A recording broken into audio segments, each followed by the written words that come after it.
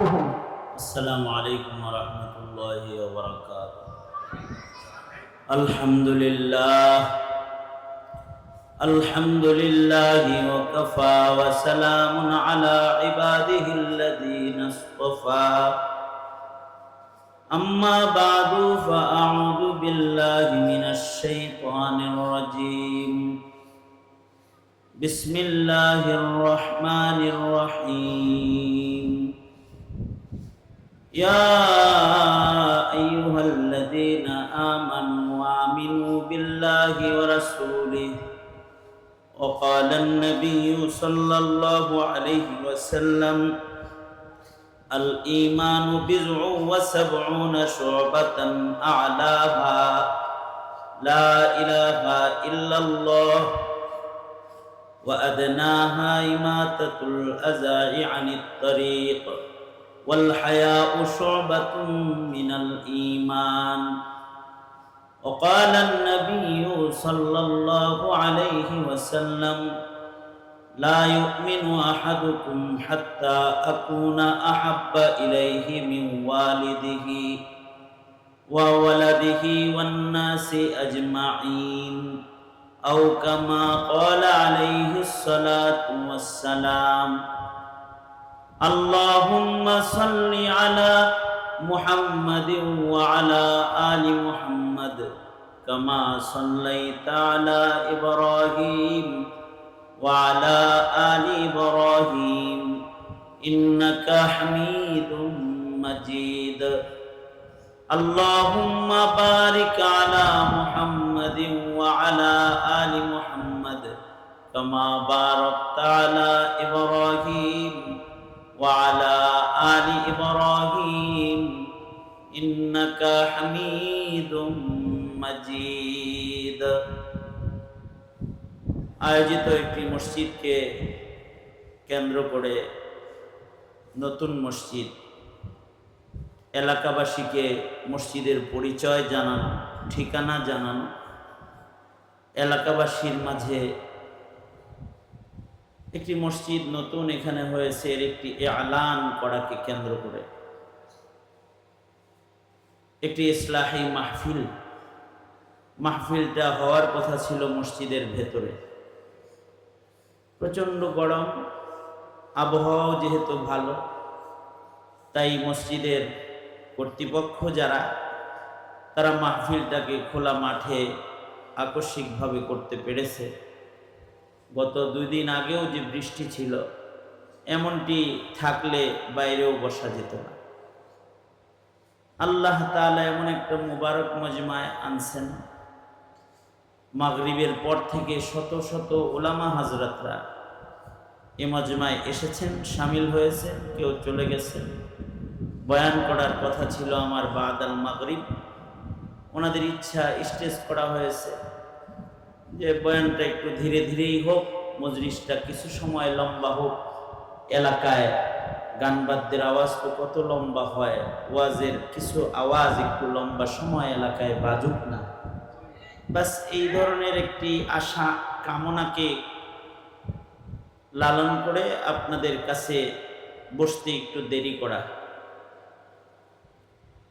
গুরুত্বপূর্ণ নসিহত উলামা হযরতরা আপনাদেরকে করেছে। আমি ভাঙ্গা ভাঙ্গা কিছু কথা আপনাদের সামনে বলবার ইরাদায় আয়াতাংশ এবং 2 জায়গা থেকে হাদিস আপনাদের সামনে পেশ করেছে। এইগুলোকে সামনে করে 2-4টা নসিহা আপনাদের কানে পৌঁছানো উদ্দেশ্য। আল্লাহ তাআলা কিছু উপকারী কথা আপনাদের কানে তাকরার করার তৌফিক দান করেন। আপনারা দোয়া করুন, বলুন আমিন। আমরা মুমিন, আমাদের জীবনের সবচেয়ে বড় ধন হলো আমাদের ঈমান। ঈমানের চেয়ে বড় ধন একটা মানুষের জন্য আর নাই। কারণ যার ঈমান আছে সে জান্নাত, যার ঈমান আছে সে কোথায় যাবে? আওয়াজ করে বলেন, কই যাবে সে? আর যে বেঈমান সে কোথায় যাবে? জাহান্নামে। যেই মানুষটার ঈমান সংরক্ষণ হলো, তার জান্নাতের মালিকানা সংরক্ষণ হলো। আর যার ঈমান নষ্ট হয়ে গেল, তার আখিরাত জান্নাত চির সুখের ঠিকানা তার হারায় গেল, সে দোজখী হয়ে গেল। এ কারণে মুমিনের জীবনে সবচেয়ে বড় অর্জন হলো ঈমানের হেফাজত করা। যে এই ব্যাপারে যে সক্ষম হইল, সে অনেক বড় একটা অর্জন করে ফেলল। আর যার ঈমান বিসর্জন হয়ে গেছে, বিনিময়ে হয়তো তার বাড়ি হয়েছে, গাড়ি হয়েছে, অথবা ক্ষমতার মসনদে বসেছে, কিন্তু ঈমান হারায় গেছে। আমেরিকার নাগরিকত্ব পেয়েছে, ব্রিটেনের নাগরিকত্ব পেয়েছে, দাদাদের শেল্টার পেয়েছে, মোড়লদের কাছে তার গ্রহণযোগ্যতা হয়েছে, কিন্তু আল্লাহর কাছ থেকে ঈমান হারিয়ে সে ছিটকে পড়েছে। তার চাইতে অভাগা, তার চাইতে হতভাগা, তার চাইতে কপাল পোড়া আর হয়। ঈমান মুসলিম ঘরে জন্ম নিলেই হয় না, ঈমানকে লালন করতে হয়, ঈমানকে পালতে হয়, ঈমানকে দেখভাল করতে হয়, ঈমানকে যত্ন করতে হয়। যারা ঈমানের যত্ন করে না তাদের ঈমান মরে যায়, যদিও জন্ম মুমিনের ঘরে হয়, তাদের ঈমানের মৃত্যু হয়ে যায়। আর যারা ঈমানের যত্ন করে তাদের ঈমান সুসজ্জিত হয়, ফুলে ফলে সুসজ্জিত হয়, নেক আমলে সুসজ্জিত হয়। তখন সে আল্লাহর নৈকট্যশীল বান্দা হিসেবে আল্লাহর কাছে থাকার উপযুক্ত হয়। ঈমানের যত্নের চেয়ে বড় যত্ন আর নাই। ঈমান সারা দুনিয়ার মানুষ দুই প্রকার হবে তাহলে এখানে, একদল হলো মুমিন আর একদল হলো বেঈমান মুশরিক। যারা মুমিন তারা জান্নাতি, যারা মুশরিক তারা জাহান্নামী। মুমিন কারা? মুমিন হলো তারা, ঈমানের সবচেয়ে গুরুত্বপূর্ণ অংশ হলো আলাহা লা ইলাহা ইল্লাল্লাহ। লা ইলাহা, জোরে আওয়াজ করে বলেনি কথাটা, লা ইলাহা, লা ইলাহা, লা ইলাহা ইল্লাল্লাহ, লা ইলাহা ইল্লাল্লাহ। এই কথাটা ঈমানের আসল জড়, সবচেয়ে দামি অংশ ঈমানের। এই পৃথিবীতে বহু মানুষ আছে যারা এইটুক বলতে রাজি, লা ইলাহা ইল্লাল্লাহ এই কথা বলতে রাজি না, এমন অনেকেই আছে না নাই? জোরে বলেন, আছে না নাই? এরা কিন্তু নিজেরা খালি লা ইলাহা ইল্লাল্লাহ বলে না তা না, অন্যকেও বলতে দিতে চায় না। এই চেষ্টায়ও তারা আছে যে তাদের মুখে যেন উচ্চারিত না হয় লা ইলাহা ইল্লাল্লাহ, এইটা যেন উচ্চারণ না করে। এ কারণে বিভিন্ন প্রশ্ন ছুড়ে মারবে, বলবে যে আল্লাহ যে আছে, দেখছো আল্লাহরে কোনোদিন? এটা বলবে। আল্লাহকে দেখছ? যেটা দেখো না এটা বিশ্বাস করো কেমনি? নাউজুবিল্লাহ বলেন। জীবনে দেখলা না আল্লাহরে আর বিশ্বাস করলা লা ইলাহা ইল্লাল্লাহ, আল্লাহরে দেখছ? এটা হবে প্রশ্ন, নাস্তিকের প্রশ্ন। এখনকার যুগের সন্তানদের কত রকমারি প্রশ্ন থাকে, প্রশ্নের অভাব নাই এখন। আমার এক বন্ধু এক জানাজার নামাজ পড়াইছে, জানাজা পড়ায় আইসা আমাকে ধরে এই যে কান্না, কয় বন্ধু আজকে মুসলমানের সন্তানের মুখে আশ্চর্য প্রশ্ন শুনছি, আজব প্রশ্ন শুনেছি মুসলিম সন্তানের মুখে। কি প্রশ্ন শুনেছো বলো? জানাজা পড়াইতে গেছি, মাইয়িত মারা গেছে, মাইয়িতের ছেলে বাবার জানাজা পড়তে বিদেশ থেকে দেশে আসছে, নিজের একমাত্র সন্তান ছেলেটাকে মরা দাদার মুখ দেখানোর জন্য সাথে করে লয়ে আইছে। জানাজার মাঠে বাবার সাথে সন্তান জানাজায় যখন দাঁড়াইছে আর জানাজাটা যখন শেষ করছি, ওই সময় সন্তানের প্রশ্ন তার পিতার কাছে, যে ছেলেটারে দাদা দেখাইতে আনছে, এই ছেলেটা বাপেরে প্রশ্ন করতেছে, আব্বু এখন কি দাদার লাশ আগুন দিয়ে জ্বালাইয়া দিবা? নাউজুবিল্লাহ, আরো আস্তে করে বলেন নাউজুবিল্লাহ। বুঝছেন কিছু? কি প্রশ্নটা করছে? এটা কি মুসলমান ঘরের সন্তান তার পিতাকে জিজ্ঞেস করতেছে যে, এই আব্বা, দাদাকে যে কাফনে সাজায়া প্যাকেট করে তোমরা জানাজা পড়লা, এখন কি করবা? দাদাকে কি আগুন দিয়ে জ্বালায়া দিবা? নাউজুবিল্লাহ। তার মানে হলো মুসলিম ঘরের সন্তান তার দ্বীনি জ্ঞানের স্বল্পতা,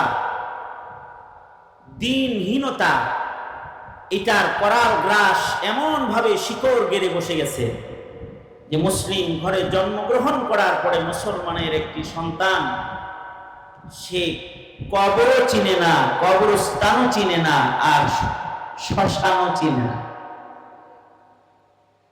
মুসলমান মরলে কই যায়, মুসলমানের কি হয়, মুসলমানের সাথে মরার পরে কি আচরণ হয়, আর কাফেরের সাথে মৃত্যুর পরে কি আচরণ হয়।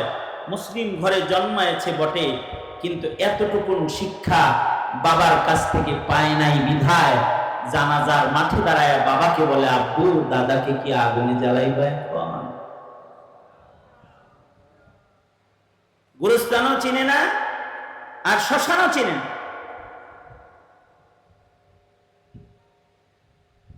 যেই মুসলিম প্রজন্মের অবস্থা এই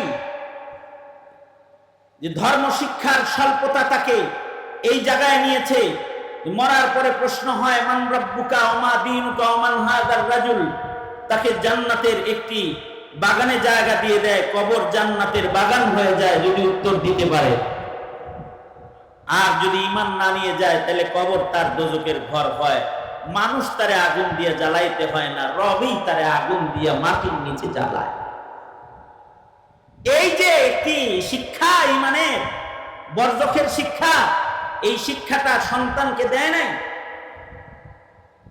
এবার এই সন্তানের প্রশ্ন, বাবারে কি এখন আগুন, দাদারে কি আগুন দিয়ে জ্বালাই বাপু?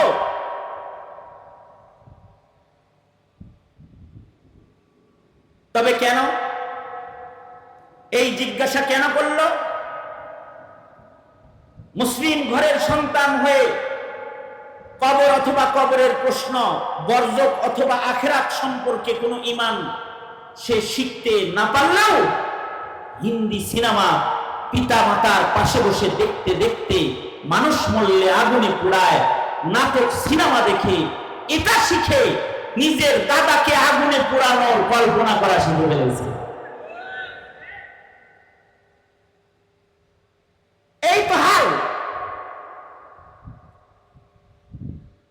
আমাদের অপরাধ হলো আমরা ঈমানের কথা বলি, এই কারণে হাত করি করতে হয়, জেলখানায় যেতে হয়, আর জুলম ও সিতমের শিকার হতে হয়। আপনাদেরকে ঈমানের কথা বলি, এটাই অপরাধ, এছাড়া কোনো অপরাধ না। কারণ কেউ কেউ স্বপ্ন দেখে, কেউ দেখেছে স্বপ্ন, আপনাদেরও যদি হিন্দু বানান যায় সবাই তাহলে ভালো। এ কারণে নবী না চিনালেও গোমাতা চিনাইয়া দিছে আপনাদেরকে, আপনাদের সন্তানকে। আবার কেউ স্বপ্ন দেখবে আপনার সন্তানকে যদি খ্রিস্টান বানায় দেওয়া যায়, কিন্তু আপনার স্বপ্ন কি হওয়া উচিত, আপনার চিন্তা কি হওয়া উচিত, এটা কি কখনো চিন্তা করেছেন? এ কারণে এমন অদ্ভুত প্রশ্ন যদি মুসলিম ঘরে জন্মাইতে পারে, তাহলে এই মুসলিম ঘরে এই প্রশ্ন আসা নাস্তিকের পয়লা মিশন যে এই আল্লাহ আল্লাহ বলো, আল্লাহ দেখছো নাকি? কেন? আমি তো যা দেখি না তা মানি না, নাউজুবিল্লাহ। যেটা দেখি না ওটা বিশ্বাস করি না আমি। তার মানে কি? তার মানে হলো নাস্তিকদের দাবি আল্লাহ নাই। কেউ তো আল্লাহ মানলো যে আছে, রব স্বীকার করতেছে, আর একদল স্বীকার করতেছে রব নাই, রবই নাই, এটা বলতেছে রব নাই, স্রষ্টা বলতে খালেক বলতে কেউ নাই, সৃষ্টির পরিচালক বলতে কেউ নাই, এটা বলছে নাস্তিকরা। এবং আপনার সন্তানকে এটা শিখাইতে শিখাইতে এক সময় গোটা দেশে নাস্তিক ছিল একটা, আর এখন নাস্তিকদের সমাবেশ ঘটানো শুরু করেছে। কথা বলেন ঠিক না? ঠিক করে বলেন না কেন? এখন কি হয়? নাস্তিকের সমাবেশ হয়। এখন এই সব নাস্তিক যেটি হয়ে রয়েছে নাস্তিকের সমাবেশ। নাস্তিক শুধু রাস্তায় মিছিল করে না, এখন নাস্তিকদের শক্তি পাওয়ার এত বেশি, নাস্তিকরাই এখন শিক্ষা নীতি প্রণয়ন করে, নাস্তিকরা সংবিধান ঠিক করে, নাস্তিকরা এখন 17 কোটি মুসলমানের সংসদে দাঁড়িয়ে মুসলমানদেরকে আঘাত করে কথা কয়, নাস্তিকরা কয়।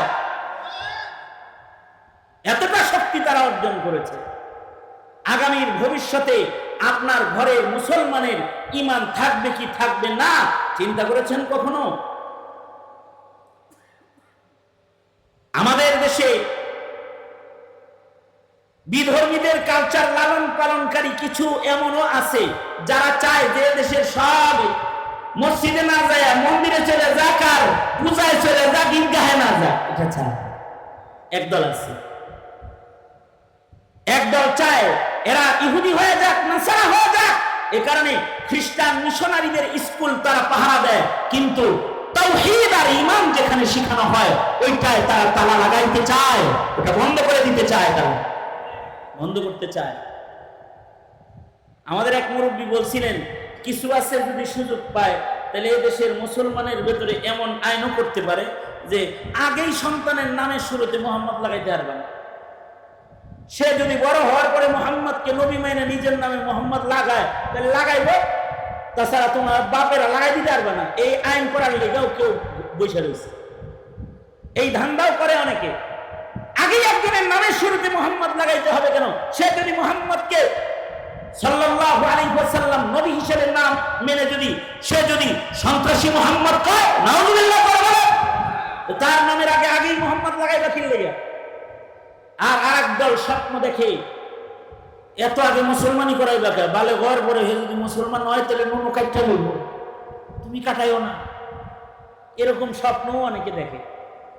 সুতরাং এইরকম স্বপ্ন দেখার মানুষ যখন মুসলমানের পাড়ায় পাড়ায় মহল্লায় মহল্লায় নাস্তিকতা লালন করে বসে আছে, ওই সময় আপনার সন্তানের ঈমান রক্ষার জন্য আপনার কি করা দরকার কখনো চিন্তা করছেন? যে সন্তানটা ঈমান লয়ে যায় না ফেলে যায়, চিন্তা করছেন কখনো? চিন্তা তো করি নাই আমরা। এ কারণে সন্তানদের প্রশ্ন যে রব দেখি না, স্কুল কলেজের ছাত্র যারা আছো তোমাদেরকে প্রশ্ন দিবে, তোমাদেরকে এ কারণে এই বয়ান শোনাচ্ছি। রব দেখি না মানি না, সব কিছু দেখা মানতে হয় না, না দেখেও কিছু কিছু মানতে হয়।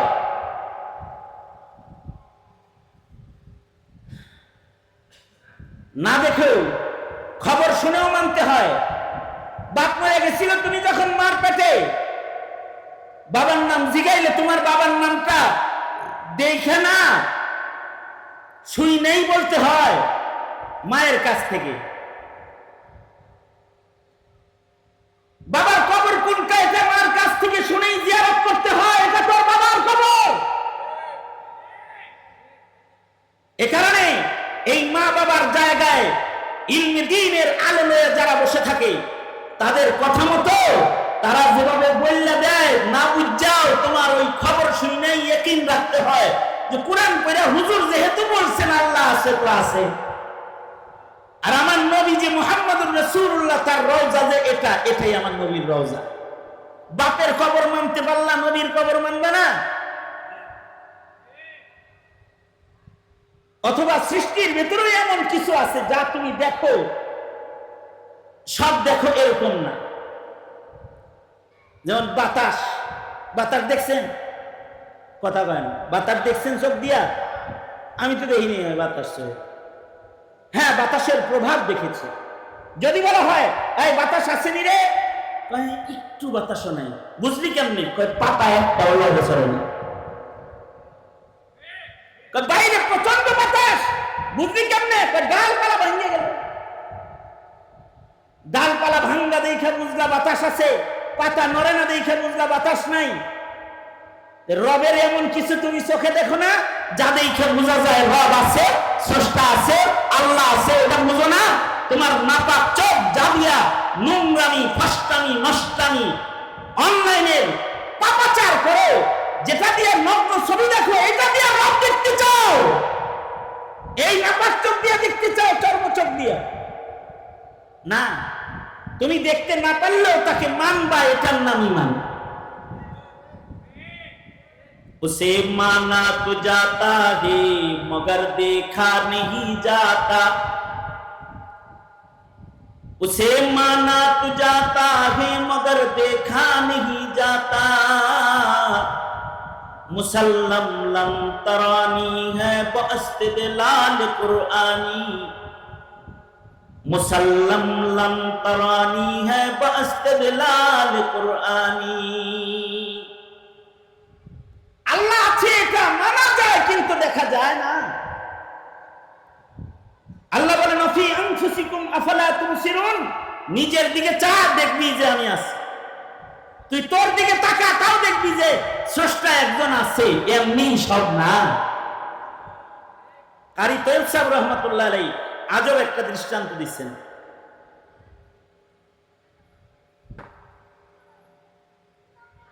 বিজ্ঞান গবেষণা করে 4 জিনিসকে একত্রিত করতে পারে না, 4 ধাতুকে একত্রিত করতে এখনো পারে নাই, পারবেও না।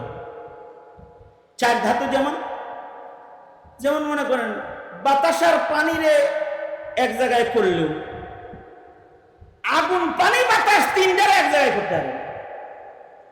মনে করেন সিলিন্ডারের ভিতরে বাতাস আর পানি ঢুকাইছে সিলিন্ডারে। সিলিন্ডার আছে না? আরে মেজবাতি চিনেন না? মেজবাতি যেটা যে টিপ দিয়ে জ্বালায়, যেটা দিয়ে কাঠি জ্বালায়, কি হ্যাঁ, গ্যাস লাইটের ভিতরে বাতাস পানি একসাথে ঢুকায়, আটকায়ও রাখতে পারে। কিন্তু কোন কারণে যদি এই বাতাস আর পানির এই প্যাকেটের ভিতরে আগুন ঢুকে যায়, তাতে পকেটে রাহুন যাইব তো? হ্যাঁ, পকেটে রাহা যাইব তো? সিলিন্ডারের ভিতরে বাতাস আছে, পানিও আছে। সিলিন্ডারে গ্যাস সিলিন্ডার আছে না? অথবা এই যে এলপি গ্যাস সিলিন্ডার, এটার ভিতরে তরল আছে, পানিও ঢুকছে, বাতাসও ঢুকছে। কিন্তু এটার ভিতরে যদি আগুন ঢুকে, ওই বাড়িতে থাকবেন তো? সিলিন্ডার ব্লাস্ট হয়ে 2-4টা হোটেল, বিল্ডিং এ আগুন লাগে নাই? কথা বলেন না কেন? নিরাপদ না। এ কারণে যদি 2 জিনিস একসাথে কোনো ভান্ডে থাকে, কয় বিপজ্জনক লিখে রাখে। কি লিখে রাখে? বিপদ চিহ্ন দিয়ে রাখে। সাবধান, ওখানে তৃতীয় আরেকটা নিয়ে যাস না, তাহলে কিন্তু শর্ট করব, অথবা ব্লাস্ট হইব, অথবা একটা দুর্ঘটনা ঘটবে। কিন্তু কারি তৈয়ব বলে আল্লাহ তাআলা মানুষের দেহের ভেতরে আগুনও রাখলো, বাতাসও রাখলো, পানিও রাখলো, মাটিও রাখলো, প্যাকেট করে রেখে দিল। শ্বাস নিঃশ্বাস যতদিন রইল, 4 জিনিস একসাথে রইল, কোনদিন ব্লাস্ট হওয়ার ভয় হলো না। বউ জড়ায় পড়ে ঘুমাইল, ছেলে বাবার বুকের উপরে ঘুমাইলো, মায়ের বুকের উপরে ঘুমাইলো, অথচ দেহে আগুন আছে, বাতাস আছে, পানি আছে, মাটি আছে। কোনদিন বউ এটা চিন্তা করলো না, হ্যাঁ রে দুটো শুনবো না, যদি ব্লাস্ট হয়ে যায়। কি এরকম কোন চিন্তা বউ করছে কোনদিন? চাইছেন কে ব্যবলার মতো নিয়ে?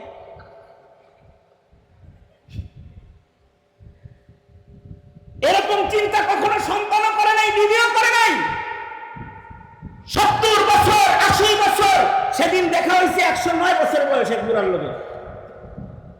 আমি হেরে দেখি আর চিন্তা করি, 109 বছর বুড়িরা আল্লাহ এর ভিতরে এই 4 জিনিস প্যাকেট করে ফিরছে, এখনো তাকে বোমা হিসাবে কেউ স্বীকৃতি দেয় না।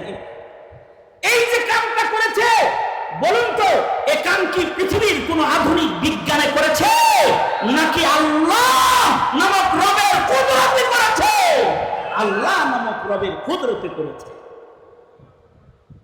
অফি আনফুসিকুম আফালা তুবসিরুন, তোমার দেহের ভেতরে তাকাও, তোমার মুখে উচ্চারিত হবে লা ইলাহা ইল্লাল্লাহ। জোরে আওয়াজ করে বলেন লা ইলাহা ইল্লাল্লাহ। আমাদের সন্তানদেরকে আধুনিক শিক্ষা কমিশন আমাদের সন্তানদের প্রাণী বিজ্ঞান শিখায়। কি করতে? প্রাণী বিজ্ঞান দিয়ে কি শিখাইব? প্রাণী বিজ্ঞান মানে প্রাণীর ভিতরে কি কি জ্ঞান বিজ্ঞান আছে এগুলো শিখায়, তাই না? প্রাণী বিজ্ঞান শিখাইতে যায় আমাদের ছেলেদেরকে ডারউইনের ভ্রান্ত মতবাদ পড়ায়া মানুষের বান্দর বানানোর চেষ্টা করছে না? আমাদের কওমি মাদ্রাসায় একটা প্রাণী বিজ্ঞানের বই আছে, বইটার নাম হলো হায়াতুল হাইওয়ান, কামালউদ্দিন দেমেরি রহমাতুল্লাহি আলাইহি এই বইটার লেখক। উনি প্রাণী বিজ্ঞানের উপরে গবেষণা করে কিতাব লিখেছেন হায়াতুল হাইওয়ান। পৃথিবীর সকল হাইওয়ানাতের আজব তথ্য তুলে ধরেছেন। দেখছো একটা সাপ, এক সাপের মুখে আছে বিষ, আর এক সাপের মুখে আছে রস, আর এক সাপের মুখে আছে দাঁত, আর এক সাপের মুখে আছে মাথায় আছে এটা অমুক তমুক। এক সাপ কামড় দেয়, এক সাপ পেঁচাইয়া যাইতে ধরে, আর এক সাপ গিলে। দেখতে সাপ একই রকম কিন্তু এত সুন্দর কিছু। এটা তো এইখানে এইভাবে সেটিং গেটার সেটার যেটা, এটা তোমার কোন বিজ্ঞানে দিছে? এই দুই দাঁতের বিষের ভেতরে বিষাক্ত এমন জিনিস কে লুকায়া দিছে? চিন্তা করছো কখনো? আবার উনি বলে দেখো সাগরের নিচে মাছ, মাছের লেজের ভিতরে রংধনী স্টাইলের কালার। কোন তুলিওয়ালা পানির নিচে এত সুন্দর কালার এখানে করেছে? চিন্তা করেছো কখনো? এটা মানুষের বিজ্ঞানের মেশিন দিয়া এমন জটিল কঠিন ছাপ দেওয়া মেশিনের দ্বারায় তুলির দ্বারায় সম্ভব নয়। তবে রব নামক আল্লাহ নামক রবের মহা কুদরত দিয়া এর চেয়েতেও আরো বেশি সূক্ষ্ম বিষয় সম্পাদন করা সম্ভব। মানে প্রাণী বিজ্ঞান লেখে লেখে মানুষকে তাওহীদ শিক্ষা দিচ্ছে, তাওহীদ শিক্ষা দিয়েছে। তো ওইখান থেকে ছোট্ট একটা কথা বলে আমি আমার আলোচনার একটা পার্ট শেষ করে দিই। সেটা হলো কামালউদ্দিন দেমেরি রহমাতুল্লাহ আলাইহি কবুতরের খাসলত বর্ণনা করেছেন নিজের কিতাবে। কবুতরের সাথে আপনাদের সবার পরিচয় থাকাটাই স্বাভাবিক। কবুতর মানুষ পালে, ছাদের উপরে কবুতরের ঘর কারোর কারোর আছে।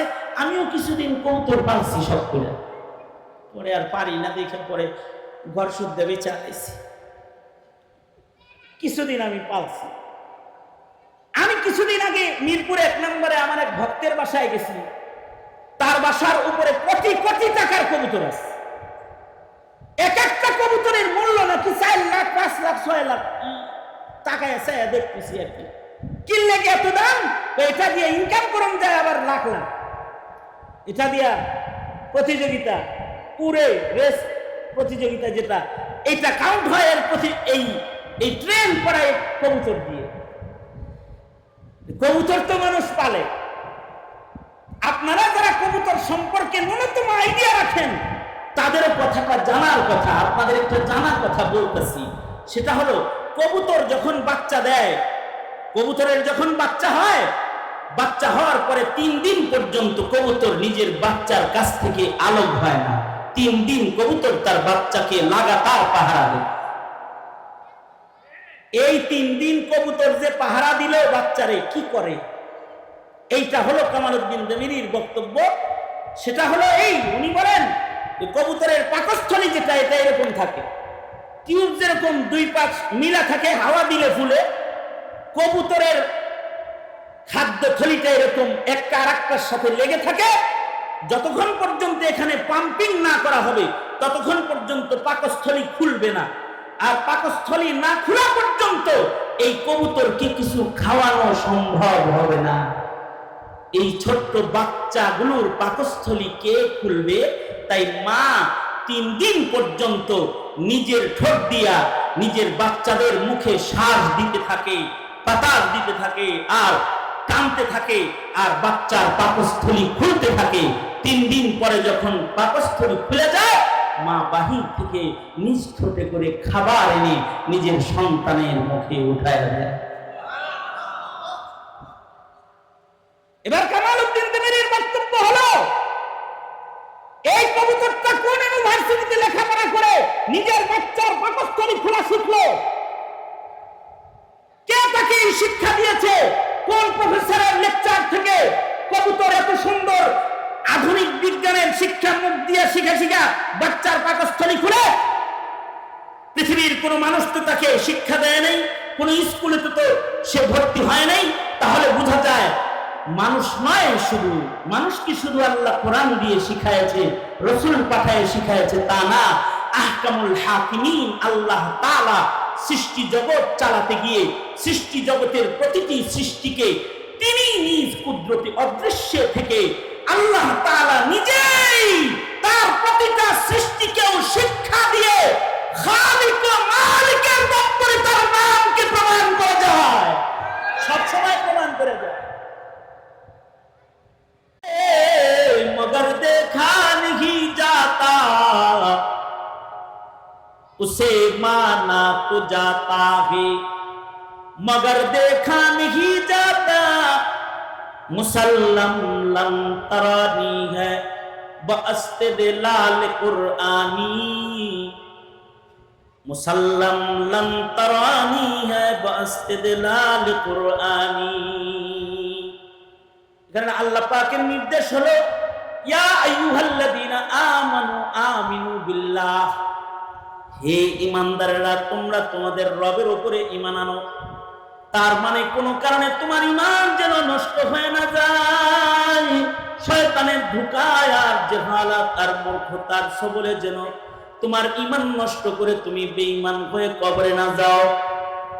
রাসূলের উপরে ঈমান আনো, রাসূলকে চিনো, প্রজন্মকে রাসূল চিনাও। যতক্ষণ পর্যন্ত আল্লাহ আল্লাহর রাসূল না চিনাইবা ততক্ষণ পর্যন্ত ঈমান সংরক্ষণের ক্ষমতা আসবে না। নবীর প্রেম ততক্ষণ পর্যন্ত হৃদয়ে আসবে না যতক্ষণ পর্যন্ত না রাসূলের পরিচয়, নবীর পরিচয় নিজের সন্তানের না দিবা।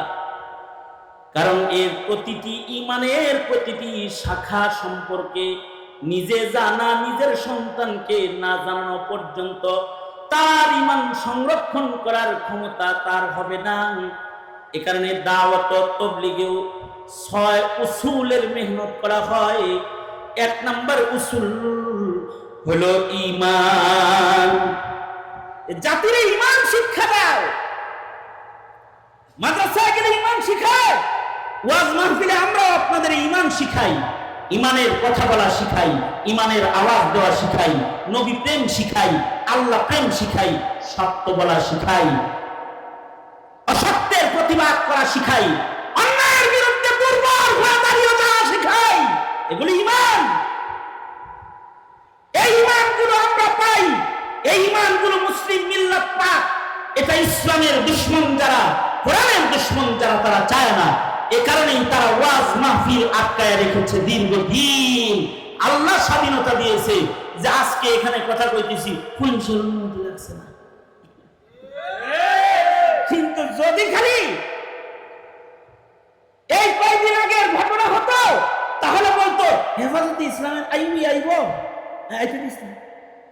অনুমতি লাগবে। আল্লাহ পাক তো আছে একজন, এটা এই পরিবর্তন থেকেও বোঝা যায় যে রব একজন। কথা বলেন না কেন, আওয়াজ করে বলেন না কেন? রব যে একজন আছে, এটা যারা দ্বন্দ্ব করেছে 2 মাস আগে, তাদের দাম্ভিকতা আল্লাহ তাআলা নিজের হাতে মূলোৎপাটন করে যে তাদেরকে নদীর পরে ভাসায়, জঙ্গলে কাঠা কলা পাতায় শোয়ায়, আর মাটিতে হাঁটতে না দিয়ে আকাশ দিয়ে আল্লাহ দেশ থেকে দেশান্তর করে দেয়। এটা শুধু মানুষ করে না, এটা একজন করেন। তো ইজ্জু মান তাশাউ তো আতুলিল্লু মান তাশাউ বিয়াদিকাল খাইর ইন্নাকা আলা কুল্লি শাইইন কাদির। সে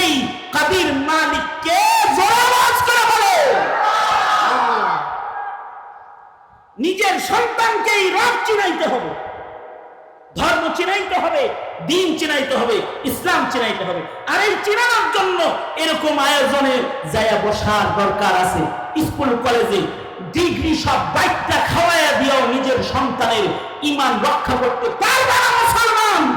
পর্দার আড়ালে বসে বলি নাই, বাইকে বসে বলে গেলাম, যদি ধর্ম কর্ম না শোনাও তোমার সন্তান মুসলিম করে জন্ম নিবে, কিন্তু মুসলিম হয়ে কবরে যেতে পারবে না, পারবে না, কবরে যেতে পারবে না মুসলিম হয়ে। সুতরাং মুসলিম হয়ে সন্তানকে কবরে যাওয়ার সুযোগ দাও, ঠিক কিনা? মুমিন হয়ে কবরে যাওয়ার সুযোগ দাও।